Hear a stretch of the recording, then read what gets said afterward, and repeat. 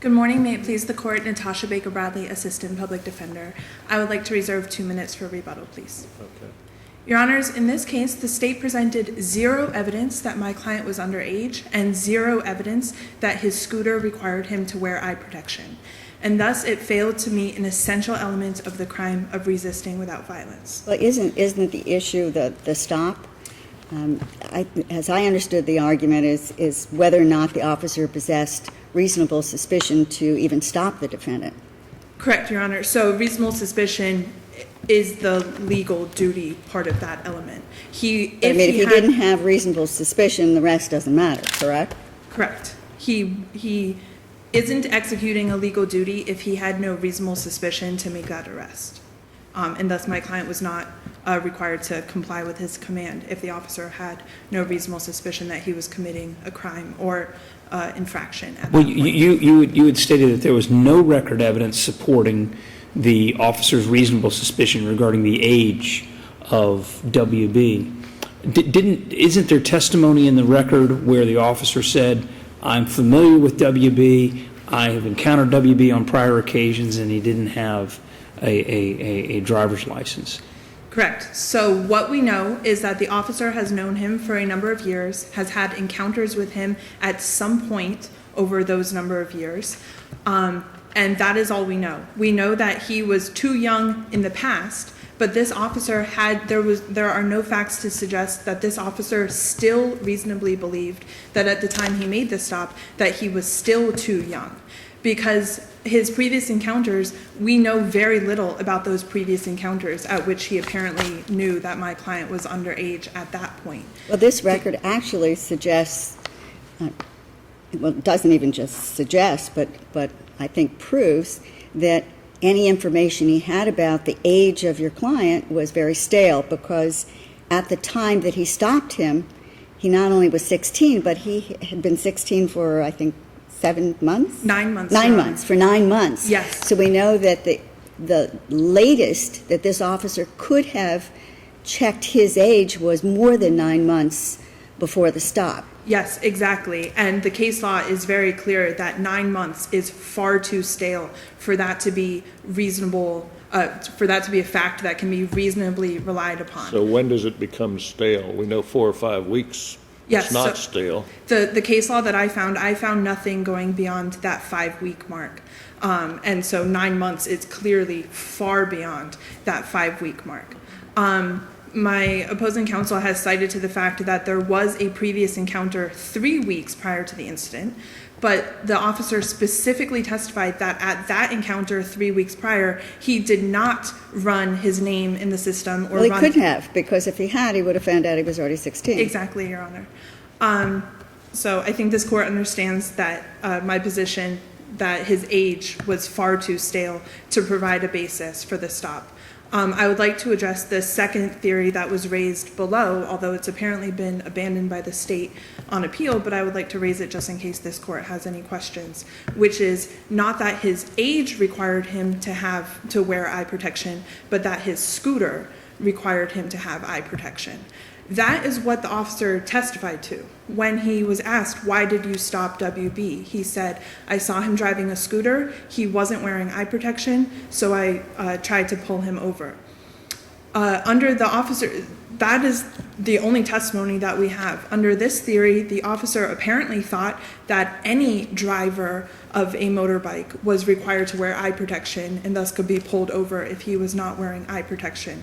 But that is not the law. Section 316.211 is clear that a driver of a motorbike only has to wear eye protection if he has an engine that is greater than 50 cubic centimeters of displacement.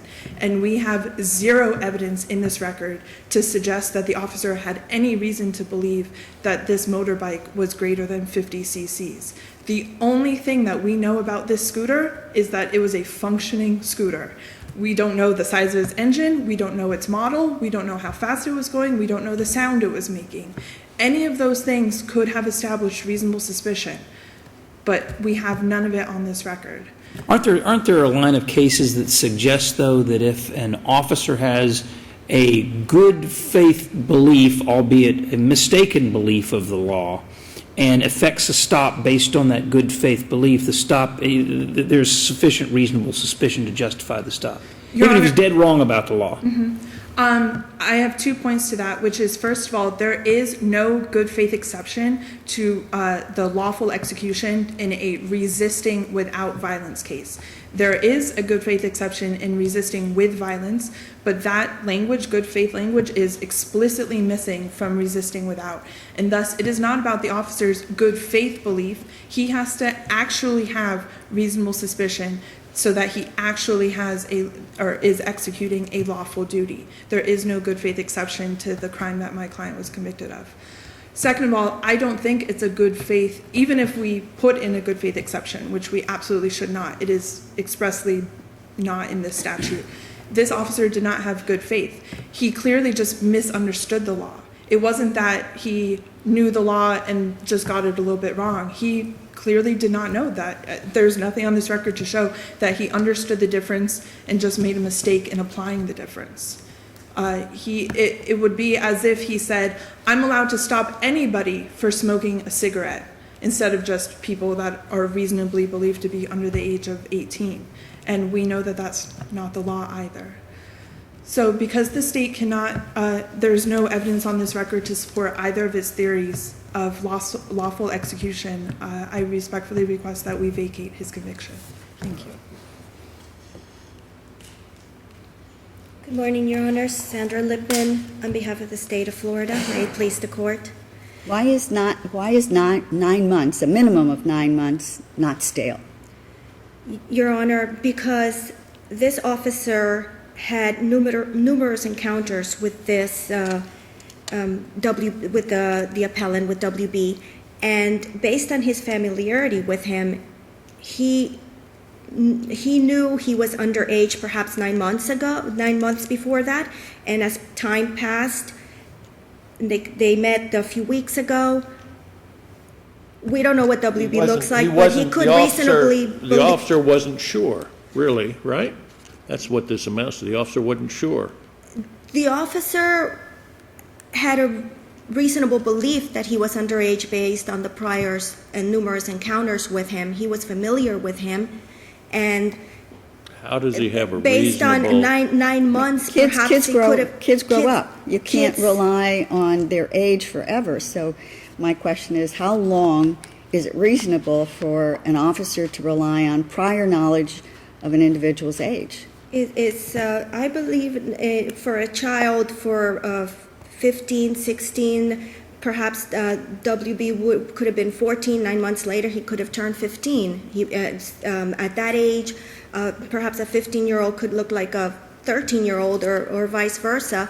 And this officer, because of his numerous encounters, reasonably thought that he was still underage at the time that he saw him at that night with a scooter, and he, based on his familiarity with him, he reasonably suspected that, oh, he's underage. Counsel, would and you he should be- concede in the abstract that if the last information an officer has regarding someone's age is 9 months old, that is, as a matter of law, stale 9 months later? As a matter of law, I would say, Your Honor, it depends on the circumstances. I mean, this officer did meet him a few weeks prior also, and apparently he still believed, perhaps it's the way he looked, he still believed that from meeting him a few weeks prior that he was underage. But is there And then- anything in the record as to why the officer believed he was still underage? For example, his size, his... No, you Your know, Honor, there is nothing on the record Nothing. that says that. He Other he than his observed his prior experiences with him. familiarity with him, and he thought that he was riding the scooter without protective gear, and based on that, he proceeded to stop him, to attempt to stop him. And that was at 11:30 at night, and he activated his sirens. That WB looked at him, and when he looked at him, he picked up speed and fled. Well, I don't think there's any doubt that he fled. That That's is- not the issue. The issue is whether this was a lawful stop. It was a lawful stop because based on the familiarity with him on numerous encounters, it is reasonable to believe somebody that young could possibly, yes, kids grow, however, a 19-year-old could look like a Possibly. 15-year-old. It's possible, it's reasonable It's that. possible, reasonable It's reasonable for speculation. this, 9 months, he could have just turned 15, and then 9 months later, he could have still been 15. There's no evidence here that his birthday was anywhere in between those. Do you agree with the appellant's characterization that the state has abandoned the second basis for the stop regarding the scooter? eyewear issue? The eyewear issue? Yes. No, Your Honor. The focus of the council is the scooter as to whether it was 50 cc. There was no need for the officer to, and I stated on my brief, to concern himself with how many cc's the scooter had when he reasonably thought that he was underage. Because if you're underage, you automatically need to wear the protective gear. So there is, he made that stop based on that alone, and not on the fact that he was underage on a motor scooter, and not on, and therefore it didn't matter how many cc's that scooter had at that time. Right, but there's essentially two independent grounds, right, for the stop. One, that WB was underage, and two, that he was not wearing protective eye gear, which Yes. is linked to the age. Yes, Your of Honor, the that's the defendant. main ground. That's the only reason that officer stopped him, and that's what he states in his testimony. He didn't stop him for any other reason than the fact that he was not wearing protective eye gear. Do you agree with appellant's counsel that statutorily there is no good faith exception to the crime of resisting without violence? Truthfully, Your Honor, I would have to concede with that right now because I have not found that either. You've not researched that. The You've good- not researched that point to see No, whether no. there's any common law or Fourth Amendment addition or supplement to it, correct? Correct. Okay, thank you, counsel. Thank you, Your Honor. If there's no further questions, we would ask this court to affirm. I would just like to ask if this court would like me to submit any supplemental briefing on the issue of the good faith exception. We'll let you know. But I do have a question. Would your position be any different if this officer had never had any prior contact with your client? No, because on this record, he would still have to, my opposing counsel has cited that perhaps he looked young. That's a good theory. If he had put that on this record, I probably wouldn't be here today. But that's not on this record. He never offered any indication about his appearance. We have no idea whether we know for a fact he's 16 years and 9 months. We don't know whether he's an old-looking 16 years and 9 months or a young-looking 16 years and 9 months. Appearance did not affect this officer's decision in any way. It's certainly, he never stated it. It's nowhere on the record. But